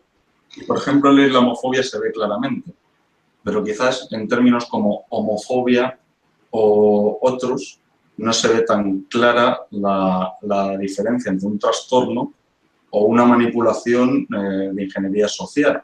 O sea, me refiero homofobia, de homo, al hombre, a la persona. Hombre, y fobia, miedo. Yo no le tengo miedo a los humanos. Pero sí, hay gente que sí. Entonces, eso es que parece ser como un ramo de la fobia social. Porque la fobia social, como si fuera también agorafobia, que estar entre personas, estar entre gente, por ejemplo, estar en lugares abiertos con mucha gente. No pueden viajar en autobús, por ejemplo, si está lleno, imposible, o en el metro, o en el tren. No pueden estar rodeados o ir a un ¿cómo te lo diría? A una plaza, por ejemplo, a un mercado. No pueden ir estas personas. Entonces, homofobia no es exactamente lo mismo. Homofobia es tener miedo a contactar con la persona, es tocarlo. Sencillamente, no me toques. Claro. Fobia a esto. Pánico a tocar a la persona. Eso es lo que yo pienso, que es un poco por ahí van los tiros. Pero ahora tenemos el problema de la ingeniería social, porque resulta que... Claro. Y si tienes el colectivo LGB y tal, pues se acusa de homofobia. Yo creo que dentro de la ingeniería social se recrimina la patologización sistémica que a lo mejor la psicología y la psiquiatría tienen, de trastornos conductuales o de enfermedades mentales, o de etcétera, y lo llevan a su campo para, dando la vuelta a la tortilla, utilizar términos que suenan a científicos, pero que no lo son, y patologizan al disidente, al que no comparte puntos de vista. O sea, una persona que, por ejemplo, disienta con un cierto punto de cierta creencia, por ejemplo, esto que he dicho del LGTB, pasa automáticamente a ser un homófobo. O sea, se patologiza como si fuera una afección psicológica cuando realmente aquello no lo es. No me estoy refiriendo a una persona que sí que odie a otros por su condición o tal, pero que estamos asistiendo al, como no estás de acuerdo conmigo, eres un enfermo mental. Claro. Sí. Claro. Se le pone un nombre, ¿no? Digámoslo así, científico, ¿verdad? Entre comillas, para directamente decir que tienes un problema grave, ¿no? A lo mejor son problemas de ideas, no son problemas de ideas, quiero decir, son ideas diferentes, pero ya se te encamina según el ideal que tienes hacia como que estás mal, ¿no? Fíjate, si me permitís, fíjate qué curioso. El manual de diagnóstico DSM-5 que acaba de salir, bueno, igual no entendéis mucho de esto, es un manual de diagnóstico de todos los trastornos que hay. El 5, la versión 5 que acaba de salir, no os vais a imaginar, una profesora mía me dijo, por ella lo quemaría, porque según ese manual, todos somos o tenemos algún trastorno, todos, ¿sí? Y ya están catalogizando todo tipo de cosas con trastornos nuevos que no existían antes. Yo, de momento, y muchos psicólogos, psiquiatras también, utilizan aún el DSM-4TR, una versión anterior. La versión que ha sido revisada, pero es aún el anterior. Entonces, fijaos qué curioso, pero todos tendríamos algún trastorno y podrían incluso encerrarte por un trastorno que no existe. Por un trastorno que no existe. Sí. ¿Por qué? Porque se lo inventan. Y por ejemplo, el que tú has dicho de islamofobia, a lo mejor no se tiene miedo tener miedo al Islam no es, ¿no? No, es tener miedo a los musulmanes. Pero a lo mejor no es miedo, es rechazo. Lo que puede sentir alguna persona, no es miedo. Pero entonces ya es racismo. Pero entonces o tienes islamofobia o eres racista. Pero claro, digo yo, no sé hasta qué punto son de otra raza, pero bueno. Es xenofobia. Que estás mal, vamos. Que por una o por otra estás mal sí o sí, aunque tengas diferentes maneras de pensar. Bueno, son, final, como decía Javier, final, un poco de manipulación mental, ¿no, Javier? Al final... Sí, perdón, Steve, acabo. Solo decir, al final van a sacar una nueva fobia que se va a llamar teofobia. A todo lo teológico. Claro, a todas las creencias. A Dios, todos los dioses. Entonces, ya si el país y todo esto se basa en creencias cristianas o lo que sea, ya te encierran por eso. Claro, es que... No sé, adelante, Javier, por favor. No, lo que yo quería decir es que, vamos a ver, es que hay que tener en cuenta que una fobia, cuando persiste en el tiempo, cuando es incapacitante y cuando todo lo que hemos dicho a lo largo de este programa. Tampoco hay que olvidar, o sea, con esto me refiero a que tiene que ser una patología, ¿verdad? Pero tampoco hay que olvidar que una cosa es ser tonto y otra cosa es ser gilipollas. Vamos a ver, todo el mundo tenemos un punto de xenofobia, todo el mundo tenemos un punto de tal, y es hasta necesario para nuestra supervivencia. O sea, por naturaleza desconfiamos de lo que no conocemos. Hay que tener también una mente abierta y ver cómo se desarrollan los acontecimientos para decir, esta persona concreta está incurriendo en error, me está siendo perjudicial o no, ¿vale? Y no coger la parte por el todo y asociarla a un colectivo, ¿verdad? Es como si dijera yo, es que los franceses, pues pobrecitos los franceses, pues habrá franceses que sean de una manera y otros de otra, y no solo son dos. O sea, es que esto es uno de los problemas que hay, por ejemplo, para abordar esto, porque la psicología y la psiquiatría tratan casos únicos, que nunca existe el mismo procedimiento para tratar a dos personas diferentes. Es como ha dicho antes Steve, hay que adecuarlo a las necesidades de cada uno, porque no es lo mismo el que llega porque le han violado, que no es lo mismo el que llega porque se lo inventa, que no es lo mismo el que llega porque se ha dado un golpe en la cabeza. O sea, cambia totalmente la metodología, la forma de abordarlo y tal. Entonces, teniendo en cuenta que esto es así, vuelvo a lo mismo, o sea, se está manipulando y se está categorizando a las personas como enfermas, porque claro, a mí no me gusta decir el término enfermo, pero sí como trastornados cuando realmente no lo son. Y por ejemplo, prueba de ello es el DMS-5, que además tiene que ver más con lo farmacológico, los DSM tienen que ver más con la farmacopea, con la venta de pastillas para darle usted a su niño. Yo he estudiado trastorno de hiperactividad y TDAH, ¿no? Sí, THDA, ¿vale? Y lo estudio por la universidad, ¿sabes? Lo estudio, o sea, estudios serios, o sea, esto no es que yo haya buscado en Google y tal. Y es acojonante, y perdón la expresión, pero es que hay cosas que me pueden, la cantidad de medicamentos que se atiborran, o sea, que se le dan a los niños, les atiborran a medicamentos para una cuestión que es prácticamente inexistente.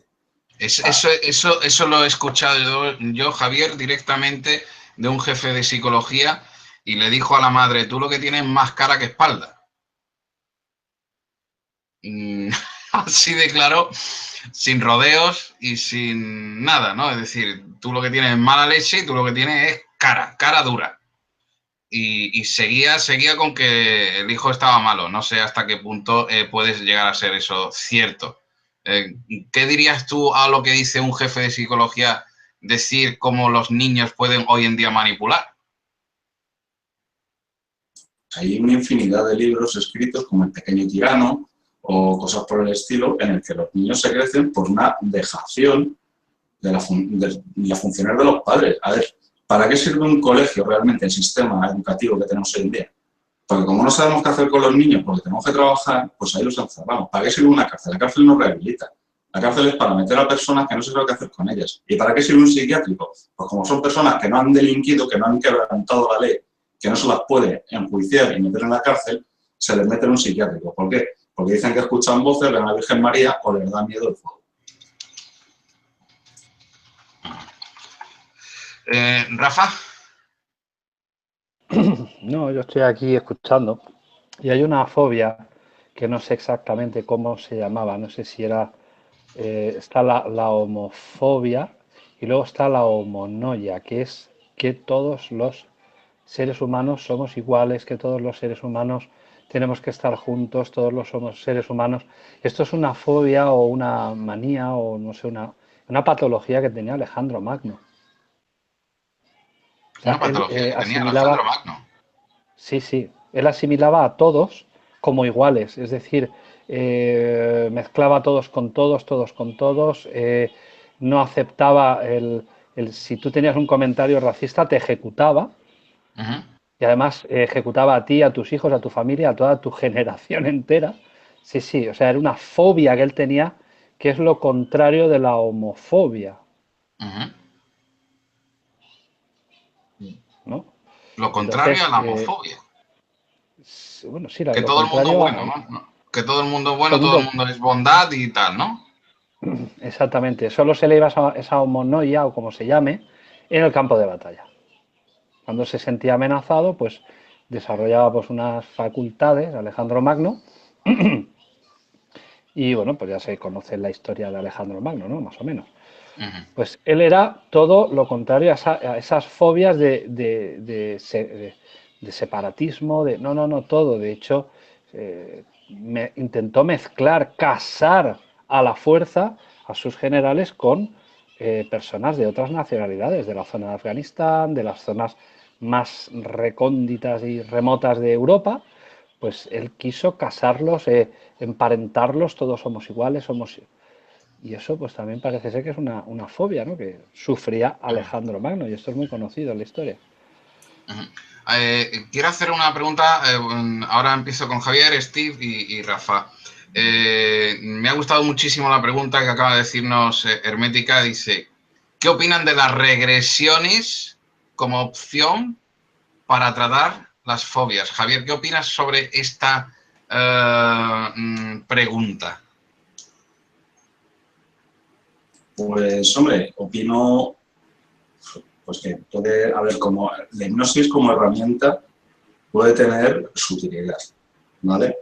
Ahora, si me preguntas si la hipnosis es la panacea universal, que porque tú vayas a ver a un tío que te hipnotice vas a sanar, pues tiene el mismo grado pues, que, por ejemplo, ir a misa. O sea, yo no veo porque una persona que esté medicada, que esté en tratamiento y siguiendo una terapia, no pueda ir a misa pues, a tener la ayuda de los santos, por ejemplo. O sea, todas las herramientas son válidas a la hora de sanar a un sujeto. Ahora bien, si tú vas a un tío que te dice que hace regresiones, que rompe maleficios modernos o no sé qué historias, muy Sí. probablemente ha de haber desplumado y tu problema se agrava. Claro. Hay que tener cuidado con eso. O sea, si uno ponerse es en manos de profesionales que también llegan, ¿vale? O sea, no estoy diciendo que los profesionales sean dioses vivientes infalibles. También pueden errar. Es humano. Pero sí que tienes una serie de garantías que no haciéndolo de otra manera no vas a tener. Entonces, ¿qué sucede? Que si tú llegas y te pones en manos de un terapeuta que considera oportuno hacerte una regresión hipnótica, él te hace una regresión hipnótica y ve cómo se desarrollan los acontecimientos, si eso es óptimo, no es óptimo, si se obtiene mejoría o no se obtiene mejoría. Pero ahora, si tú eres un moderno, New Age y tal, y dices, no, pues yo voy a un tío que me haga una regresión para que me cure esto, te van a sacar la pasta, porque ese tío probablemente no esté ni titulado. O sea, no sepa ni lo que esté haciendo.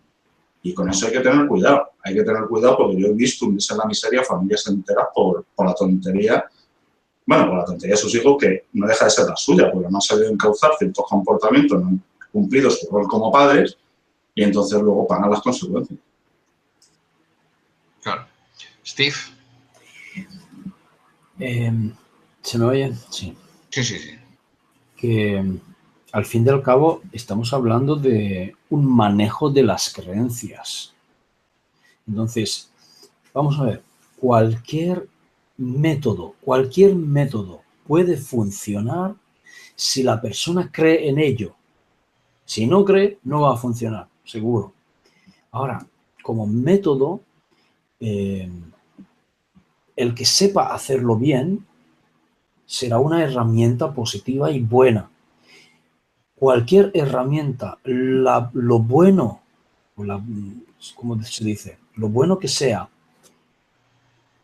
en manos de un terapeuta pésimo, no funcionará. Y como he dicho antes, un método, digamos así, lo malo que sea, en manos de un terapeuta bueno, puede funcionar. Entonces, todo esto es relativo.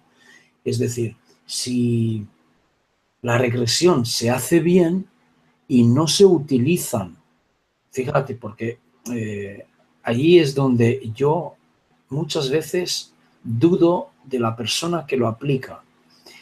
Si se hace bien y no se hacen preguntas intencionadas o no se guía a la persona hacia una dirección, ¿sabes? Intencionadamente, entonces puede salir bien.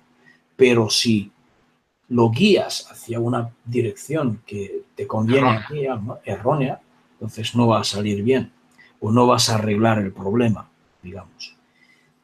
Pero fíjate qué curioso, si ya estamos hablando de esto y de la hipnosis, por ejemplo. Se pueden curar enfermedades con hipnosis. Hacerle creer a la persona que no tiene nada. Y no tiene nada. ¿Qué ocurre aquí? Esto es un fenómeno parapsicológico ya. Porque dices, ¿cómo logras que una persona se curara, simplemente haciéndole creer que no tiene ningún problema? Pues fijaos, ¿habéis visto la película esta que acaba de salir hace poco? Split. Espera, ¿cómo se llama en español?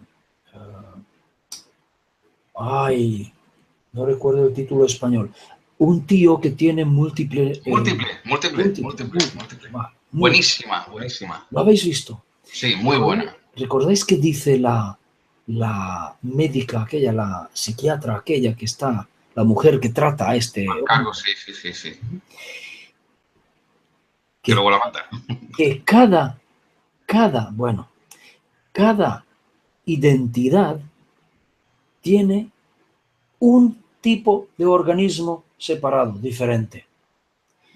Existen datos, esto no es de la película, porque es mucho anterior de la película, existen datos en Estados Unidos, en la literatura científica, si queréis, como que una persona que tenía doble, no múltiple, doble solamente, doble identidad, tenía, por ejemplo, ahora no recuerdo los nombres que tenía, porque tenía dos nombres, dos identidades, ¿no? Vamos a ponerle John y vamos a ponerle Frank, ¿no? Un día que se despierta como John, yo soy John, pues al parecer tenía desarrollado un tumor, ¿sí? Tenía cáncer. Otro día se despierta como Frank y no tenía nada, no tenía cáncer. ¿Cómo lo explicas? No tenía nada. Y otro día vuelve a despertar como John y vuelve a tener el tumor. Y vuelve a cambiar de personalidad.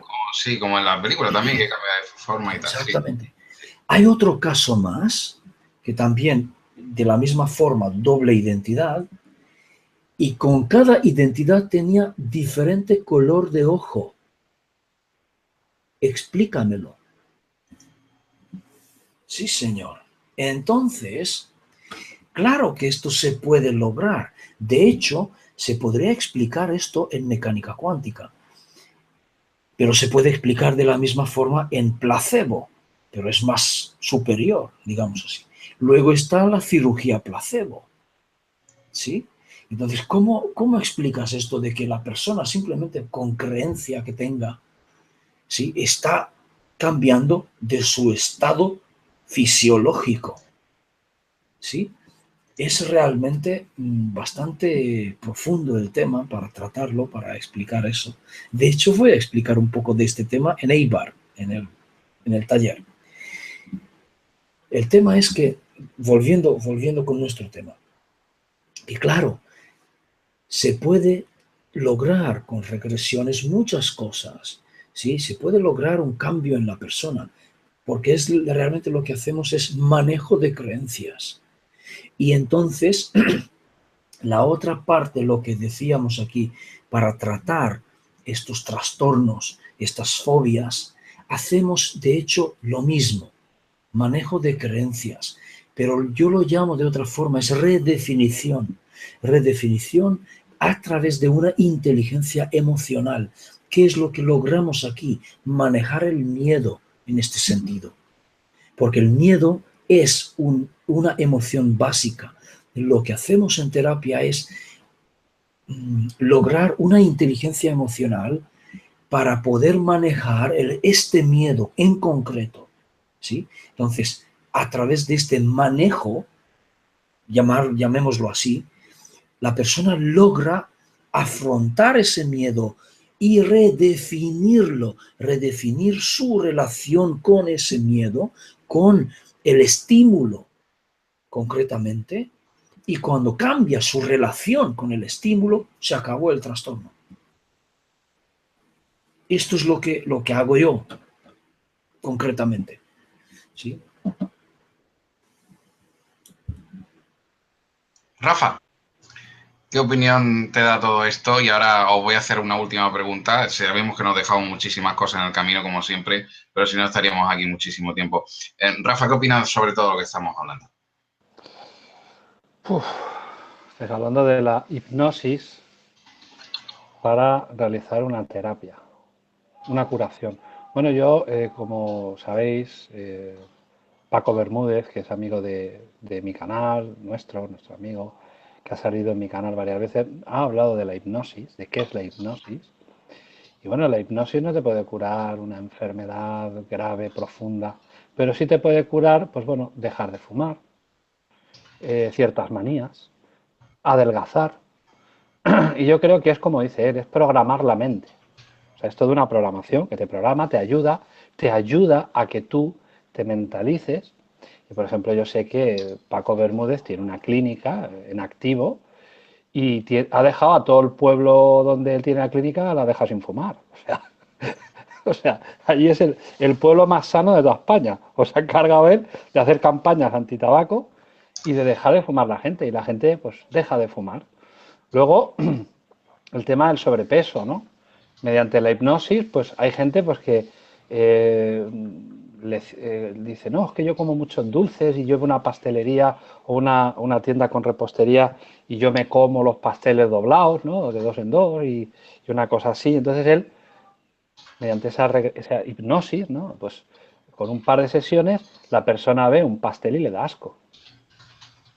O sea, él puede tocar ciertos puntos de tu cerebro, pero que eso como tanto como curar una enfermedad, un cáncer por hipnosis, hostia, no lo creo, no lo sé. Bueno, yo no lo sé, vamos, pero yo no lo creo. Quizá, pues más adelante sí, pero yo de momento los datos que tengo a través de Paco, que es hipnoterapeuta y que trabaja con psicología y es una eminencia a nivel mundial, como digo yo, ¿no? Es un tío muy preparado, pero que no tiene nada que ver con eso de 1, 2, 3 ya, duérmete y ahora eres una vaca y ahora eres un gorrino volador. No, eso no tiene nada que ver. La hipnoterapia, como tal, pues es una forma de ayudarte mediante pues, una programación que él va tocando ciertas teclas de tu cerebro y te va reprogramando en 1, 2, 3 sesiones lo antes posible. Y, pues bueno, no te apetece fumar, no quieres fumar, no te gustan los pasteles, los bocadillos de chorizo que te comías ya no te los comes, en fin, todo ese tipo de cosas. Pero claro, decir que la hipnosis cura, yo creo que lo que quita son hábitos, no cura. Adelante, adelante. Para contestarle a Rafa, mira, tengo un vídeo de casi 4 horas aquí en YouTube sobre el cáncer justamente. Y te creas o no te creas, está aquí dentro, ¿vale? Aquí están las respuestas. ¿Cómo afecta la emoción negativa al cáncer? ¿Ok? Entonces, con la terapia o hipnoterapia, tú puedes lograr mejorar en la persona su control emocional, ¿ok? Y justamente estamos hablando de ansiedad, estamos hablando de depresión en las personas con cáncer. Si tú logras manejar estas emociones y puedes incluso eliminar ansiedades y eliminar depresión, ayudas mucho en la curación del cáncer.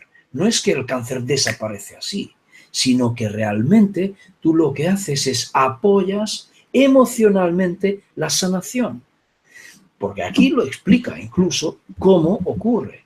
Entonces, de hecho, la hipnosis te ha curado el cáncer, podríamos decirlo. ¿Por qué? Porque ha sido aquella terapia que ha conducido a la sanación, al fin y al cabo. ¿Por qué? Porque tú has podido cambiar tu postura, has podido cambiar tu actitud, has podido cambiar tu creencia sobre la enfermedad, tu creencia sobre tus posibilidades de curarte, tu creencia sobre sobre el entorno, sobre muchas cosas. De hecho, así te has vuelto una persona positiva. Y sí, tal como dices, que cambias hábitos perfectamente, pero esto es necesario, cambiar hábitos, claramente. Pero esto conlleva también a fortalecer tu sistema inmunológico. Justamente mañana hablaré de este mismo tema en Valencia. Bueno, pues gracias de verdad, Steve, porque desconocía esto, te lo prometo, no lo conocía. Pero igual yo me he explicado mal. Una persona, por ejemplo, con cáncer terminal, una persona que le quedan 3 meses de vida, por ejemplo, que dice, mira, incluso tú... Ah, sí, también. Incluso este.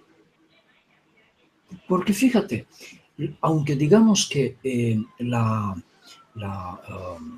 quimioterapia, sabemos que ataca no solamente las células cancerosas, sino también las células sanas.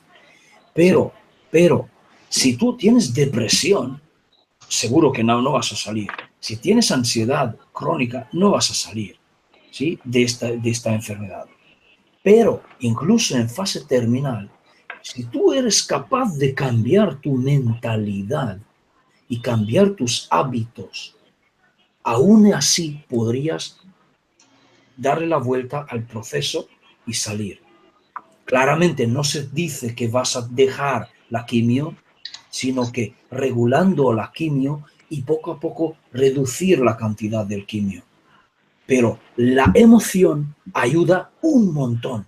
Y aquí tengo 2 libros, tengo este y también la psiconeuroinmunología, lo tengo aquí abajo, psiconeuroinmunología, donde explica también cómo de mucho mejora el sistema inmunológico cuando tú tienes un control emocional, es decir, inteligencia emocional. Muchísimo cambia, sobre todo células NK, Natural Killer, ¿sí? Las asesinas, células asesinas que sobre todo están especializadas antitumor. Estas Y células. te quería yo preguntar una cosa, Steve, y esto que tú me estás contando, que me encanta lo que estoy escuchando, lo desconocía, perdona, pero es que lo desconocía por completo. Sí. Pero, ¿esto está implantado en la medicina actual o esto es una cosa que todavía la medicina no lo contempla? Ahí está el problema, porque fíjate, hay un debate y un conflicto entre psicólogos y médicos. Real. Y médicos. Porque al parecer, los médicos no envían a sus pacientes a hacer terapia o psicoterapia de cualquier tipo, o coaching siquiera, o terapia de inteligencia emocional. No los mandan, no los envían, no hacen nada. Tómate las pastillas, hacemos el quimio, hacemos la radio, hacemos otros abracadabra y a ver. Y hay otra cosa, hay que cambiar dieta. Claramente que hay que cambiar dieta. Hay que cambiar pH de tu organismo. No solamente hacer eso, sino que hay un conjunto de cosas que hay que cambiar. O sea, no es que hacemos abracadabra. No, no, por favor. Pero esto es tremendamente potente. Es decir, saber controlar las emociones es tremendamente potente. ¿Por qué? Porque se ha demostrado, e incluso te podría dar aquí la página, mira. A ver si me sale justamente, porque yo tenía aquí, mira, a ver si me da bien, prevención al cáncer. Mira, cáncer y sistema inmune. Lo tenía marcado. Dice así. Desde su primitiva conceptuación, los mecanismos de vigilancia inmunológica se han identificado con un sistema de inmunidad celular natural que, implicando a los linfocitos T de timo, a los macrófagos y a las células asesinas naturales NK, que se llaman Natural Killer, estarían especializados en destruir las células tumorales. No obstante, un descenso inmunológico en estos tres tipos de células incrementaría la vulnerabilidad del organismo al desarrollo de células cancerígenas. Y entonces dice aquí, ¿dónde lo tenía? Genial. Esto es más allá, pero no sé ahora encontrarlo. Mira.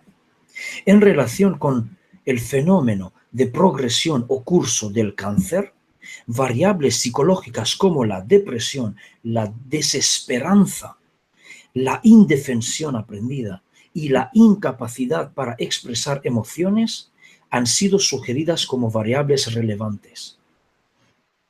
¿Ves? Entonces, aquí es donde yo hice el vídeo de 4 horas hablando de este tema y explicando que realmente, porque aquí tengo muchos datos más, explicando que, como por ejemplo, conducta tipo C. La conducta tipo C es un tipo de conducta que hace el organismo vulnerable al cáncer. Entonces, aprendiendo a través de esta inteligencia emocional, controlar este tipo de conductas, tú mejoras tu estado de salud. ¿Ok? Es decir, esto es muy importante. Y no lo hacen. No sé por qué no lo hacen. Bueno, sí sé por qué lo hacen, pero no quiero hacer conjeturas. No, conjeturas no. La farmamafia seguramente no estará muy de acuerdo contigo. Ahí estamos. Luego otra cosa que ha tocado Steve, que es el tema de la dieta. La dieta se sabe que toda aquella institución, empresa, organismo que habla de dietas lo tiene monopolizado y gana unas cantidades ingentes económicas y no interesa que un enfermo se le aplique ningún tipo de dieta. Esto es las dietas, que es una cosa que, bueno, voy a hacer una dieta, sí, pero hay suplementos alimenticios, no sé qué. Lo que es el concepto de dieta también está monopolizado como si fuese un fármaco. Esto es muy curioso y que parece algo absurdo, pero no lo es algo cierto. ¿Veis? Sí, es así. La última pregunta y nos vamos, ya llevamos bastante tiempo, tenemos que mañana viajar. Javier, empezamos contigo. ¿Crees que se hereda ciertas o ciertos tipos de fobias? Eso es una pregunta muy buena. Mira, yo te voy a decir una cosa. Yo conocí una familia que el padre era calvo y todos sus hijos... ¿Hola? No se te ha escuchado bien, Javier. Se te corta la conexión, Javier. Si le das al F5 y vuelves a entrar, se te restablece un poquito y seguro se te oye mejor. Rafa, contesta, ya que estamos. Hombre, fobias, bueno, es un tipo de conducta, ¿no? La fobia, corrígeme Steve si yo me equivoco, pero las fobias pues es como un tipo de conducta, ¿no? Entonces, claro, si yo he visto a un padre, una madre y a unos hijos que le tienen miedo a los ratones y le tienen miedo a los ratones por sistema. O sea, ¡ay, qué miedo, qué asco! ¡Uy, una fobia! ¡Ay, ay, ay! Tal. Es Un aprendizaje. ratón, ¿verdad? Es aprendizaje. Yo veo un ratón y le digo, ábrele la puerta al animalico porque está buscando la salida y no la encuentra, ¿no? O sea, yo creo que es un poco también, ciertas fobias son inducidas. Cuidado, no te acerques ahí que te vas a quemar. Cuidado, no hagas esto que te va a pasar lo otro. Cuidado que no sé qué. Claro, si eres muy chiquitito, pues coges unas fobias impresionantes. Mira, yo, el ejemplo, yo tengo el ejemplo en casa, ¿no? Yo tengo mi Rafa Junior, que lo habéis escuchado, ¿no? Y que a veces da opiniones sin pedírselas, pero bueno, muy simpático, un cachondo mental. Pues hay cosas que yo dejo que las haga. Pero no porque yo sea un cínico, no. O dicen, no hagas esto. Y él no hagas esto. No, hasta que dice, hazlo. Paso de ti. Y él hace algo y, uy, esto no está bien. Ah, ¿ves? No está bien. Ya no lo vuelvo a hacer. La experiencia. ¿Vale? Pero hay gente que está, no, esto no, lo otro no. Oye, cuidado, el niño. El niño crece y cuando llega a una edad de 12 años, ese niño es un vegetal. O sea, un niño tiene que caerse, un niño tiene que hacerse un chichón, un niño tiene que darle la corriente, meter los dedos en el enchufe, estirarle de la cola a un perro y que el perro se gire y te diga guau guau. Una serie de cosas que es experimentación. Y a raíz de esa experimentación hay un aprendizaje. Dice, hostia, esto no lo hago porque me da corriente. Hostia, esto no lo hago porque me voy a quemar. Hombre, evidentemente no vas a dejar a tu hijo en una cocina con aceite hirviendo, está claro, ¿no? Pero no toques la sopa que te vas a quemar. Que no, que sí, coge la sopa. ¡Bum! Me quema la boca. ¿Ves? Tienes que esperar. O sea, yo creo que a veces inducimos a nuestros pequeños a tener ciertas conductas que luego a ellos les lleva pues a otras cosas peores. Javier, a ver si te podemos escuchar. Vamos a ver si me escuchas, sí, ¿no?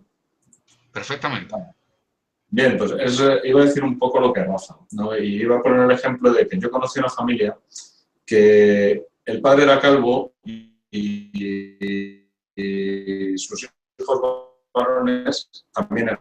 Pues uno de sus hijos fue al médico a hacerse una analítica y la analítica arrojó que tenía una contaminación por metal pesado. Eso tiene un nombre técnico, no me acuerdo, pero era el que tenía metales pesados en el cuerpo, ¿no? ¿Qué sucedió? Me dijo, mira lo que me ha dicho el médico, metales pesados en el cuerpo. Digo, pues por eso estáis calvos. Digo, que salgan tus hermanos análisis que hagas como lo mismo. Pues con las fobias pasa lo mismo. Lo que pasa es que hay que tener en cuenta, y quizás Steve pueda a lo mejor aclarar un poco más esto, si es una fobia, porque yo opino que las fobias no se heredan, sino que se desarrollan, o si es indefensión aprendida. O sea, cuando mamá le teme al ratón y las niñas temen a los ratones. Cuando mamá le teme no sé qué y las niñas temen a no sé cuánto. Y los niños, o sea, lo digo porque es una frase hecha. Es decir, es como si fuera inducida por. Que se aprende, o sea, realmente es aprendizaje. O sea, a ver, nos garantiza la supervivencia. Sí, el problema que tiene nuestro cerebro es que identifica patrones, razona y coge lo que es útil. Entonces, en un momento dado, oye, niño, no hagas esto. La superstición, ¿cómo funciona la superstición? No pases por debajo de la escalera porque te da mala suerte. Joder, evidente. Si hay algo colgado, o incluso la propia escalera se te puede vencer encima. Claro que trae mala suerte. Pero de ahí a que por haber pasado debajo de una escalera dentro de 5 días te atropella un coche, no es un hecho relacional. O sea, no existe una relación entre haber pasado debajo de la escalera y que te haya atropellado el coche. Pero sí que es cierto que se utiliza eso. Y las personas aprendemos, es lo que tiene nuestro cerebro, que aprendemos cosas que nos son útiles y luego las podemos incluso llegar a, no solo a convertirlas en una patología, sino a transmitirlas. Que nos crea un trastorno conductual que además, dentro de una comunidad, o sea, que lo normal sea comportarse de una determinada manera cuando no es normal. Cuando eso obedece pues, a un tipo de trastorno, pues eso, el miedo a las arañas, o a las serpientes, o a tal. Pero fíjate, cuánta gente no habla de seres serpentiformes, o cuántas religiones no no nos portamos mal, lo cual quizás eso parta de un atavismo de cuando éramos más vamos a decir menos evolucionados que ahora, ¿no? Porque animales seguimos siendo, y nos tuviéramos que defender porque nos depredaban, tuviéramos que evitarlas, tuviéramos que tal. Entonces eso queda y se va propagando. Y de ahí que se patologice y se cree una fobia y cualquier cosa que nos parezca una serpiente nos incapacite, no nos deje hacer nuestra vida, etcétera, etcétera, etcétera. Y además lo propagamos. Pero no como herencia, o sea, como aprendido. Como aprendizaje en el entorno familiar en el que te encuentres. Entendido. Steve, para terminar. Sí, a ver. Vamos a ver. El tema es... Sí, el tema es realmente un poquito complejo, pero intentaré resumirlo rápido. Mira, aquí en ese libro, que es Psicología del Desarrollo, aquí nos explica cómo nosotros humanos, a través del desarrollo, o sea, desde el nacimiento, etcétera, etcétera, cómo vamos creciendo, cómo estamos creando esquemas mentales, ¿sí? Es un tema solo. Entonces, realmente nosotros funcionamos a base de esquemas mentales, aprendizajes. Entonces, esquemas mentales se forman, digamos así, se crean a través de aprendizaje social, también en familia, también en interacción con el medio. Entonces, estos aprendizajes son diferentes, son muy diferentes, muy variables de persona a persona. Pero ¿de qué depende esta variabilidad de aprendizaje? Porque fíjate que ponemos la misma, o sea, diferentes personas en la misma situación y el aprendizaje será diferente. ¿Por qué? Porque nosotros, de hecho, heredamos de padres ciertos patrones mentales, ciertos esquemas ya, o digamos así, programas de ADN, realmente, programas de ADN que también aparecen en nuestro sistema nervioso, ¿vale? Porque estos programas de ADN crean nuestro cerebro. Bien, entonces nosotros, de hecho, no podemos heredar una fobia como tal, como la fobia social, por ejemplo. Pero sí que podemos heredar un patrón, o podríamos decirlo, la vulnerabilidad. Sí se puede heredar, pero no la fobia como tal. Entonces yo puedo heredar y ser vulnerable a una fobia si justamente en mi vida ocurre el estímulo, por ejemplo, que vaya a, digamos, a disparar el mecanismo que yo vaya a desarrollar una fobia luego. Puede que no una fobia social, sino que una otra fobia, aracnofobia misma, por ejemplo. Pero sí puedo heredar la vulnerabilidad como patrón, pero no la fobia como tal, ¿sí? Entonces, supongo que es suficiente para explicarlo. Pues, Steve Loxe, agradecerte una vez más tu presencia aquí, aun sabiendo que mañana tienes que hacer una ponencia. ¿En dónde es? Al lado de Chátiva o Játiva, en Valencia, que se llama Genovés. Ajá. Genovés, ¿vale? En la... ¿Cómo se llama esto? En la sala municipal o no sé, algo así. No recuerdo bien cómo se llama. Estarás con varios ponentes más, ¿verdad? Exactamente, seremos unos 8, me parece. Estará Iván Martínez, estará Jorge Sánchez, estará nuestro amigo Cristóbal también. Y ya está, de hecho, ya están allí algunos desde hoy. Pues si podéis, pues ya sabéis dónde tenéis que acercaros. Javier Pérez Nieto, muchísimas gracias por tu presencia hoy aquí.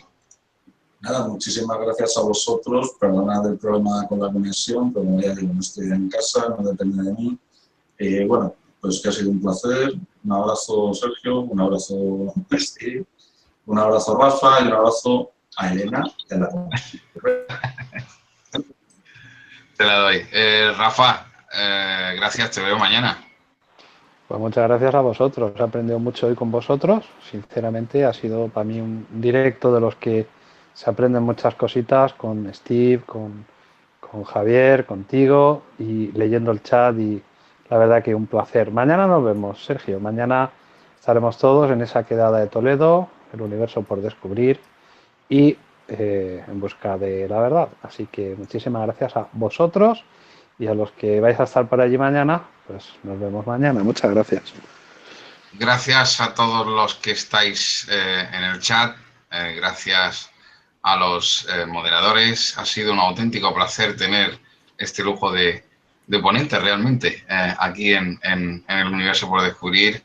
Y me siento agradecido de haber aprendido tanto, Steve, Javier y Rafa, de poder estar con vosotros y compartir este gran directo que nos ha hecho ver algo más e intentar conocernos un poquito más.